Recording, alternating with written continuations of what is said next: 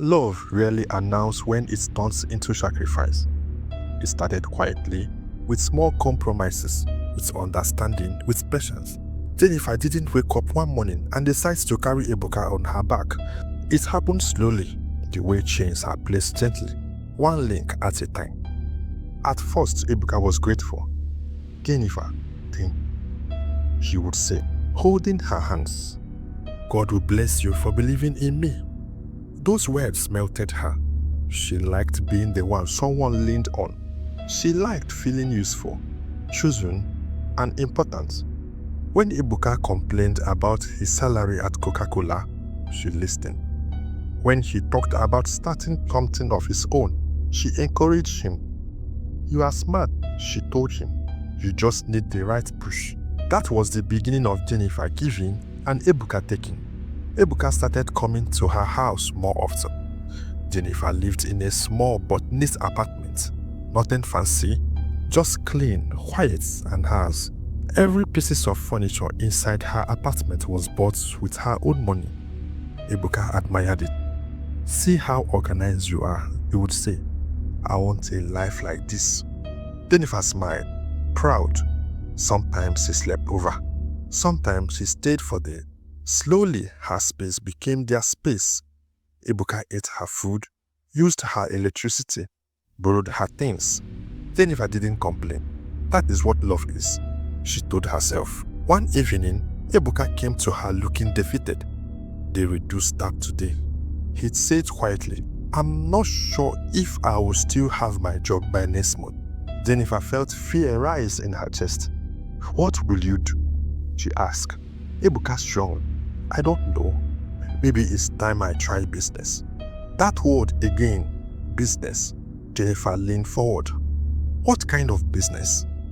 Distribution, Ebuka said quickly. Drinks. I already know the system. I just need small capital to start. That word would have won her. How much, she asked.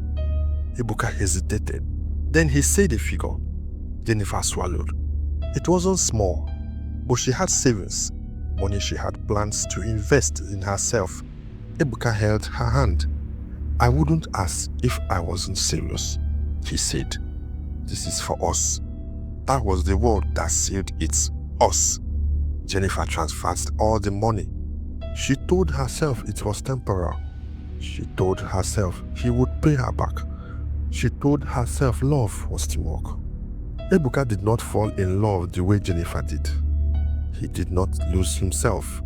He did not get carried away. He did not make mistakes. From the very beginning, Ebuka was calculating. When Jennifer first walked into the Coca-Cola stand at the Enugu International Trade Fair, Ebuka noticed her confidence before her beauty.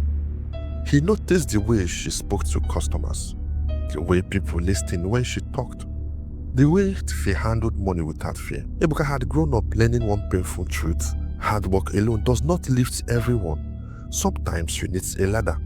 And Jennifer looked like a ladder. Ebuka knew how to read people.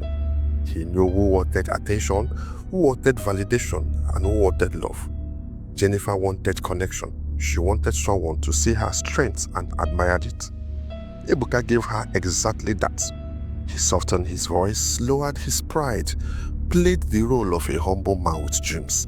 Women like Jennifer, he knew, loved projects. They loved potential. They loved believing they were part of a man's success story. And Ebuka let her believe it. Every thank you he said was deliberate. Every compliment was placed carefully. When he talked about suffering, it wasn't lies. It was edited truth. He left out the parts that showed his anger, his envy, his hunger for shortcuts. When Jennifer helped him the first time, Ebuka went home and smiled. Not because he felt loved, but because the plan was working. He told himself stories to silence his conscience. She has money, I don't have. Life wasn't fair anyway. If I don't take advantage, someone else will. By the time he asked for business capital, he already knew the answer. Jennifer had crossed the line. She was emotionally invested, and emotional invested people don't say no easily. Ebuka never intended to pay her back. The business was real, enough to look convincing. but never structured to last. What mattered was momentum. Appear busy, appear successful, appear grateful. Meanwhile, he was planning his exit, how he will slowly disconnect, how he will reduce his affection, how he will increase his distance. Not too fast, just enough. When Jennifer will feel insecure, he will blame her. You worry too much. You are too emotional. Gaslighting her will be so easy than honesty. By then, Ebuka will already had somewhere to go. Another city, another woman, another version of himself funded by Jennifer's sacrifice.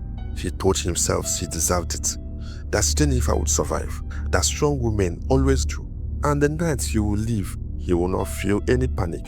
He will wait until Jennifer will sleep. He will take what he will need, money, to access.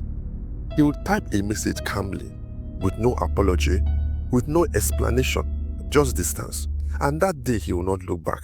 Because in his mind, Jennifer was already a completed chapter.